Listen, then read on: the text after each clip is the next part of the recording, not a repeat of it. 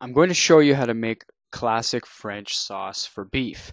And I'm going to do it with scraps that I paid next to nothing for. What I'm cutting here is scrap, probably cut from a top sirloin butt or maybe a prime rib, just a little piece of muscle that is not useful to the butcher. And I've befriended my local butcher, and so I'm able to purchase this scrap waste from him for next to nothing. He really has no use for it other than putting it into his hamburger mix.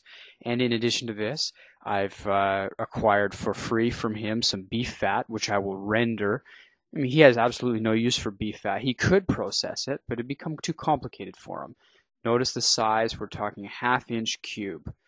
I'll render down the fat. Here's the fat, cutting it into cubes too, like little bacon scrunchions or bacon bits, render them in my cast iron fry pan, and then I'll use that liquid fat to brown the other meat. This too, these are pork bones which my butcher smokes. He buys whole hogs, and so if he were to throw away the bones, he'd be losing on his investment in the hog. So he smokes them, it improves the shelf life, and he sells them. Excellent for soup, and going to be really nice for this sauce because it's a sauce for prime rib, and that little smokiness and pork flavor is going to make it almost like a beef bourguignon, which I like. Notice the liquid fat now, and it's smoking, so it's really great temperature for me to add these little bits. I don't want to crowd the pan, because if I crowd the pan with too many at one time, I won't roast, I won't dry heat cook, I will sort of braise. They won't brown. They'll kind of seep out the liquid within them and almost boil in there. It'll be terrible. You won't get the nice brown color, the caramelization that you're going for. That caramelization is where all the flavor for the sauce comes from. Notice I've left it for a while. Look how rapidly the water is evaporating from the meat. That is exactly what that steam is. It's just water evaporating from the meat. And now I'm beginning to get brown color. So I'll manipulate it with my wooden spoon as little as I possibly can. Moving it around too much is also problematic for browning. You'll cool down the pan because you're moving things about within it. So don't play around with the food too much. Get it up to get your frying pan or your roasting pan up to a high temperature, say 75 to 85% of full heat, and then let your fat smoke, add in your meat, and brown it thoroughly. Now notice how brown it's become, and I have a couple of little bits of meat lingering that I want to get in there, so I'm going to place them within the little holes that I have here. I don't want to put them right on top of the meat that's already cooking, because then they're not going to cook. I'm trying to get at least one side exposed to the direct frying pan heat, so that I can brown them consistently. And as I get up to a really nice brown color for all this meat, I'll add in my other ingredients, which you may have seen on the board at the beginning of the video. If not, rewind and take a look for yourself. Shallots, a little bit of onion, ginger, and garlic. The reason for the ginger is it's winter time and I want to add just a bit of a warming effect. Also some clove, not too many, 3 clove buds. This also is going to add a warming effect to the sauce. There's a lot of powerful aspects to various ingredients, far beyond just flavor. And it all goes into creating comfort food, if you will, or making the food a pleasant experience. Here we have the ingredients. I'll get into the details. I also have star anise, juniper berries, bay leaf, there's my cloves, 3 of them. Notice on the right there's the ginger and also bay leaf. And I'll incorporate these ingredients in. I want to get them coated in the fat, coated in the oil, so these ingredients will too caramelize. The browning or the caramelization of these ingredients is going to add to the flavor. If I were to just add in liquid right now with raw onion, the flavor would be completely different than it will be when I cook it out and I brown it.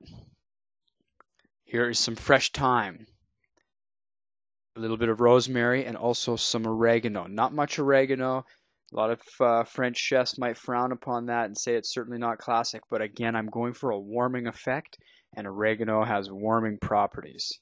So I work that in, and notice everything's beginning to drop down and sink into the fry pan, and it's taking up less space, and it's browning. The water's evaporated out of everything.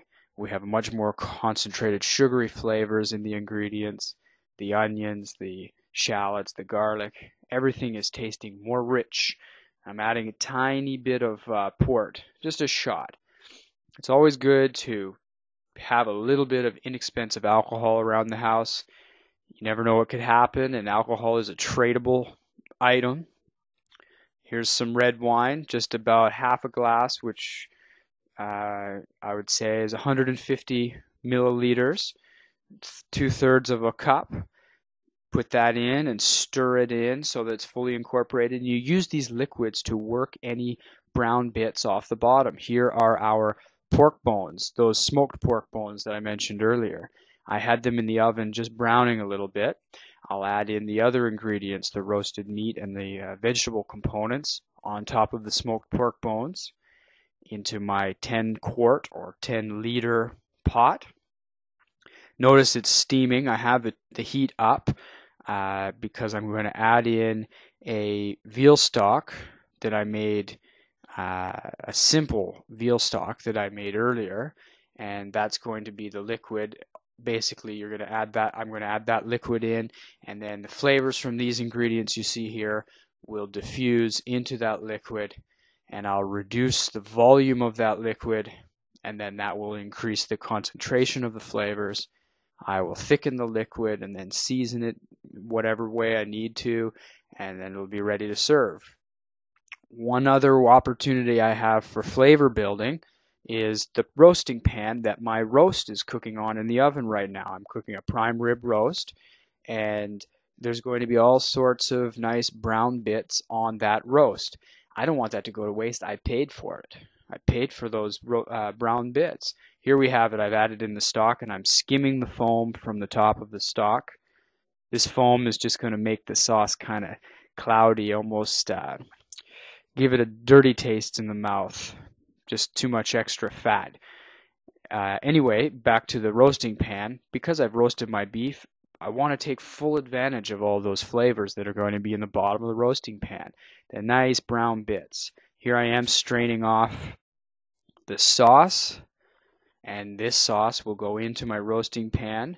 But first, before I put it in, and I won't show this, here's the roasting pan. What I did before I added the liquid was I put in some more sliced onion, and I had the roasting pan on top of the burner, and I worked those onions. There are the onions there. I worked those onions around just to get the brown bits stuck onto the onions. Then I added my sauce, cooked it a little bit so I knew I had all the brown bits in, and now I've strained it, as you see, back into a sauce pot. Now I brought it up to a simmer. You make sure you bring it to a simmer, and here I am now thickening it. I'm grating potato on my Japanese grater into the sauce. I didn't show it all because it would take too long, but I used a half of a potato. Notice the sauce sort of coats the back of the spoon. That's what you're looking for. And now it's thickened up more in the gravy boat, and here's what I'm serving it with.